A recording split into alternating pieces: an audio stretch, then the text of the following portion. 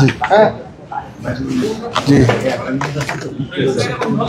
প্রিয় সাংবাদিক বন্ধুগণ, বিসমিল্লাহির রহমানির রহিম। জমিয়তে ওলামা ইসলাম বাংলাদেশের পক্ষ থেকে মহাসচিব মাওলানা মঞ্জুরুল ইসলাম আফিন্দি বলছি।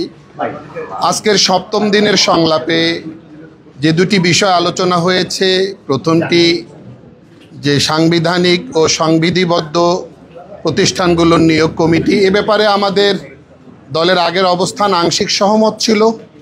আমরা বিগত 3 দিন আলোচনা বন্ধ থাকায় দলীয় ফোরামে বেশ সময় নিয়ে আলোচনা পর্যালোচনা করে চুলচেরা বিশ্লেষণ করে আজকে আমরা এই জায়গায় এসে দাঁড়িয়েছি।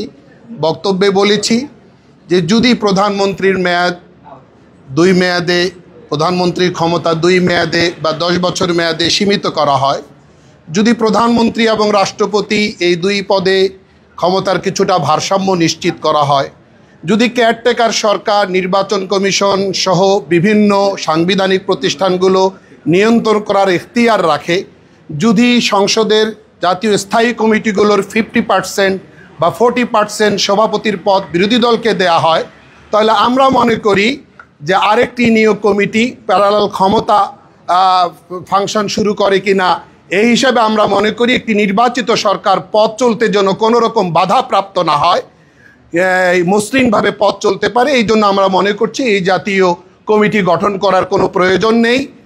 আমরা যদি এত রক্তক্ষয়ের পরেও স্বৈরতন্ত্রকে না চিনতে পারি, স্বৈরতন্ত্রের দিকে আগামী সরকার যদি ঝুঁকে যায়, তাহলে আবারও জাতির রোষানলে পড়বে, জাতি বাধ্য হবে তাদের বিরুদ্ধে আন্দোলন সংগ্রাম করতে। এই জন্য আমরা এই নিয়োগ কমিটির বিপক্ষে অবস্থান নিয়েছি।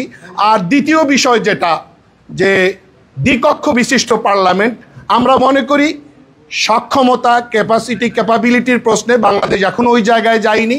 এই জন্য আমরা এই দ্বিকক্ষ বিশিষ্ট পার্লামেন্টের বিরুদ্ধে অবস্থান করছি এবং নিম্নকক্ষ অর্থাৎ সংসদের 400 আসনের মধ্যে 100 আসন নারীদের জন্য সংরক্ষণ রাখা, এই বিষয়টাতে আমরা আগেও জোরালোভাবে দ্বিমত দিয়েছি, প্রতিবাদ দিয়েছি, আজকেও দিয়েছি। আগেও বলেছিলাম যে পৃথিবীর কোন কোন রাষ্ট্রে এই নারীদের জন্য এত % আসন সংরক্ষিত রাখা, এটা আমরা উদাহরণ চাই। আজকে আবার সেখানে যুক্ত করে আমরা বলবার চেষ্টা করেছি যে আমরা বারবার গণতন্ত্রকে প্রাতিষ্ঠানিক রূপ দেওয়ার কথা বলি, গণতন্ত্র চর্চার কথা বলি, তো এইটা গণতন্ত্রের কনসেপ্টের সঙ্গে যায় কি না, যে 100 আসনের মিনিমাম 2.5 থেকে 3 কোটি ভোটারকে আমরা বাধ্য করছি না তো যে নারীদেরকে বেছে নিতে? কি করে আমরা নিশ্চিত হলাম সেই 3 কোটি 4 কোটি ভোটার জনতা পুরুষ প্রতিনিধি চায় না, নারী প্রতিনিধি চায়? এটা তো আমার ভোট, আমি দেব, যাকে খুশি তাকে দিব। এটা তো এই 100 আসনের 3-4 কোটি ভোটার জনতা তো এই কনসেপ্ট থেকে দূরে সরে গেল। এই জন্য এটা স্ববিরোধিতার পর্যায়ে যায়। এই জন্য আমরা 400 আসনেই নারী পুরুষ সবার জন্য উন্মুক্ত রাখার পক্ষে। ধন্যবাদ। জমিয়ত ওলামা ইসলাম বাংলাদেশের মহাসচিব মাওলানা মঞ্জুরুল ইসলাম আফিন্দি বলছি।